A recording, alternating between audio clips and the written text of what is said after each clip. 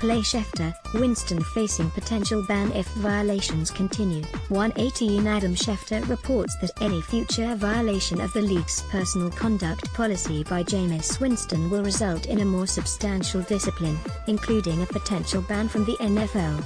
3:26 p.m. at Tampa, Florida. It's official. Tampa Bay Buccaneers quarterback Jameis Winston will serve a 3-game suspension to start the 2018 season, the result of an NFL investigation into his alleged groping of a female Uber driver in 2016. As part of their contingency plan, the Bucs resigned backup quarterback Ryan Fitzpatrick to a 1-year deal in the off-season. Beyond that, there are major question marks surrounding Winston, who was drafted first overall in 2015, despite unwavering support from the organization. All members of our organization are expected to conduct themselves in accordance with the personal conduct policy of the NFL, the Bucs said in a statement released Thursday. "We are disappointed that Jameis put himself in a position that is being found to violate the policy and accept today's decision by the commissioner." 3 seasons into his career, Winston's work on the field, not the issues off it, should be doing the talking, and his work on the field has been average at best. 3 seasons into his career, Jameis Winston has started 45 games with an 18-27 record, and the Bucs have yet to make the playoffs. Reinhold Mate USA Today Sports. In his first 3 seasons, Winston has started 45 games with an 18-27 record, and the Bucs have yet to make the playoffs. If Winston can control his turnovers, 44 interceptions and 15 fumbles lost in 3 seasons, and become more consistent as a pocket passer, there is every possibility he could become a top 10 quarterback, and finding a franchise quarterback in this league is not easy. The Bucs, who started 10 different quarterbacks in the decade leading up to drafting Winston, are well aware. Despite his shortcomings, Winston likely will remain a member of the Buccaneers through at least the end of the 2018 season. The team already owes him $3.89 million.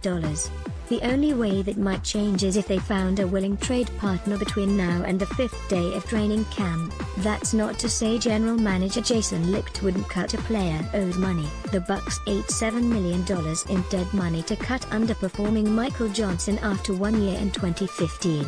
They also paid Deshaun Goldson $4 million and Anthony Collins $3 million to go away. But his first overall draft pick and face of a franchise, Winston is different. Bucs QB suspended for first 3 games. Suspension adds doubt to QB's future. Bucs have reliable backup in Fitzpatrick. Video. Future violations by Winston could result in NFL ban. Video. Woody, Stephen A. Rip Winston. If they decide to re-sign him to a long-term deal now, they might be able to lower their cap charge in 2019.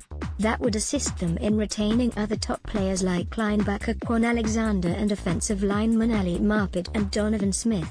Instead, the organization has had to halt that process to await the league's findings. If the Bucs decide they have grown tired of Winston, they could cut him before 2019.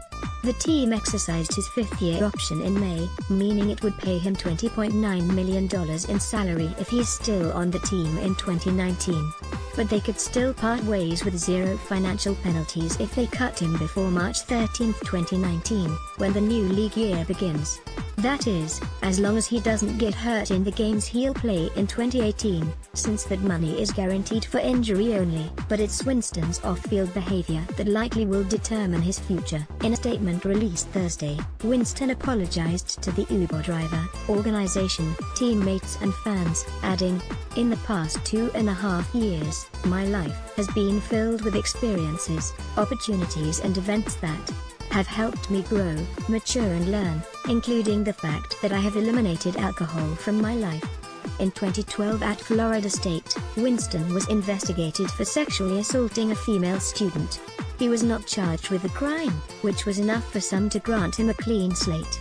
Nevertheless, the Tallahassee Police Department was criticized for its handling of the investigation. FSU agreed to pay $950,000 to Winston's accuser and make a 5-year commitment to awareness, prevention and training programs concerning sexual assault on campus. Winston also settled a civil suit with his accuser in 2016. The Bucs front office has demonstrated a willingness to give second chances, but it draws the line when there is a pattern of poor behavior, even if that pattern goes back to college.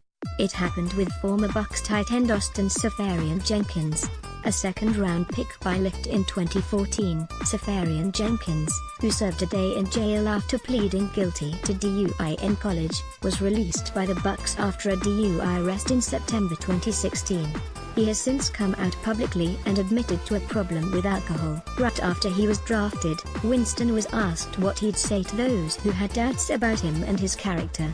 He looked reporters in the eye and responded, "I look forward to earning their trust."